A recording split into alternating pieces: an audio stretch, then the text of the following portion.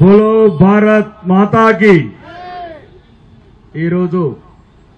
రైతు హామీల సాధన దీక్ష మా సోదరుడు ఎల్లేటి మహేశ్వరరెడ్డి అన్న గారి ఆధ్వర్యంలో గౌరవనీయ పార్లమెంట్ సభ్యులందరూ తెలంగాణ మా భారతీయ జనతా పార్టీ సభ్యులందరూ మరియు తోటి శాసన సభ్యులందరూ మిగతా రాష్ట్ర పదాధికారులు కావచ్చు పార్టీలో ముఖ్యులు కార్పొరేటర్లు మిగతా భారతీయ జనతా పార్టీ సీనియర్ నాయకులందరికీ మరియు ఈ సమావేశంకి వచ్చిన మీడియా మిత్రులకు మరి ఎవరి సమస్యల గురించి అయితే పోరాటం చేస్తున్నాం వచ్చిన రైతు సోదరులందరికీ నా యొక్క నమస్కారాలు. చాలా మంది అదే రైతుల గురించి రైతు సమస్యల గురించి ఇవన్నీ చెప్పారు. ముఖ్యంగా నైతిక విలువలు లేని వ్యక్తులు రాజకీయాలకు వస్తే జరిగే పరిణామం ఇది. అక్టోబర్లో ఒక ఫుల్ యాడ్ వచ్చింది. రాహుల్ గాంధీ గారు, ప్రియాంక గాంధీ గారు ఇంకా అందరి ఫోటోతోని ఇక్కడున్న ప్రస్తుత ముఖ్యమంత్రి ఒక ఫుల్ పేపర్ యాడ్ చేసుకున్నాడు. రాష్ట్రంలో ఉన్న రైతులందరికీ 2 లక్షల రుణమాఫీ సంపూర్ణంగా ఎలాంటి షరతులు లేకుండా రుణమాఫీ చేస్తామని మేము చూస్తాము. వ్యాపార సంస్థల ప్రకటనలలో, జ్యువెలరీ ప్రకటనలో అక్కడక్కడ చేసిన తర్వాత కింద షరతులు వర్తిస్తాయని. కానీ వ్యాపారం వేరు, రాజకీయ విలువలు వేరు. రేవంత్ రెడ్డి రాజకీయాలలో ఒక నైతిక విలువలు లేకుండా ఎదుగుదలలో నువ్వు ఉపయోగించిన ట్రిక్స్ అని ఈరోజు తెలంగాణ రైతులను మోసం చేయడానికి ఉపయోగించావు. రైతులు నిన్ను నమ్మారు. డిసెంబర్ 9 నాడు వీడియో విజువల్స్ ఉన్నాయి. వేరే దేశాల నుండి ఆ చట్టాల ప్రకారం మీకు ఏం శిక్ష చేసేవాళ్ళో కానీ తెలియదు. కానీ బహిరంగంగా వీడియోలో చెప్పావు, ఎవరన్నా రుణాలు తీసుకోకపోతే వెంటనే వెళ్ళి బ్యాంకులకు 2 లక్షల రుణం తెచ్చుకోండి, డిసెంబర్ 9 నాడు నేను రాగానే మాఫీ చేస్తాను. మిస్టర్ రేవంత్ రెడ్డి ఆ రోజు చెప్పాల్సింది ఈ షరతులు వర్తిస్తాయి, ఈ కండిషన్లు వర్తిస్తాయి. నీ వల్ల ఈరోజు రాజకీయ నాయకులే తలదించుకునే పరిస్థితి తీసుకొచ్చావు రాజకీయ వ్యవస్థ.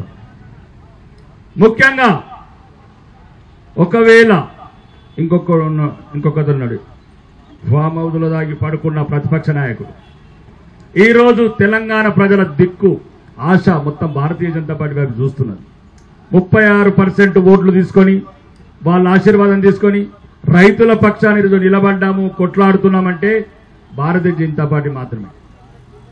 ప్రతిపక్ష నాయకుడు పత్తా లేడు, ఉన్నాడా లేడా తెలియదు, ఫామ్ హౌస్లో ఉన్నాడంటే కూడా బయటికి రావట్లేదు. అది ప్రధాన ప్రతిపక్ష నాయకుడు ఈరోజు పరిస్థితి తెలంగాణ రాష్ట్రంలో. ఇంకా ఉన్న బాధ్యత తెలంగాణ ప్రజలపై చెప్పిన బాధ్యత భారతీయ జనతా పార్టీ మీదనే ఉంది. ముఖ్యంగా ఈ ఒక్క విషయం గమనించాలి మీడియా మిత్రులు.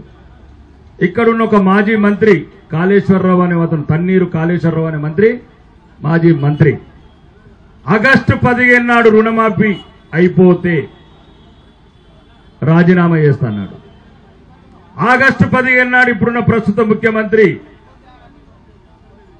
ఏదో దేవుళ్ళ మీద ఒట్టు పెట్టుకుని రుణమాఫీ చేస్తాడు. అస్సలు ఇప్పుడు మాఫీ ఎంత చేశావు, చేస్తే మరి హరీష్ రావు రాజీనామా ఎందుకు చేయట్లేదు? మీరు ఇద్దరు తోడు దొంగలు, 2 పార్టీలు కలిపి ఆడుతున్న ఆట ఇది. ఒకవేళ హరీష్ రావు దమ్ముంటే రాజీనామా, లేకపోతే బట్టబయలు చేయ రేవంత్ రెడ్డి.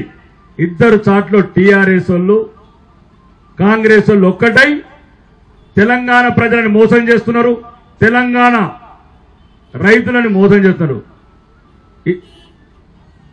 ఇద్దరులా ఎవరో ఒక్కరు రాజీనామా చేయండి. అయితే ముఖ్యమంత్రి గారిని రాజీనామా చేయాలి, హరీష్ రావుని రాజీనామా చేయాలి.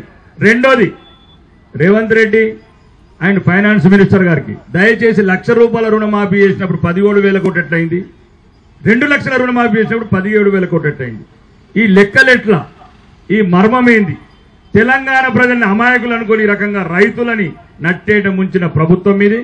ముఖ్యంగా రైతులకు చివరి వరకు అండగుండి రైతులు కూడా దయచేసి ఎవ్వరు కూడా ఎటువంటి సందేహం అవసరం లేదు, ఎక్కడి దాకన్నా గిరిగిస్తాం.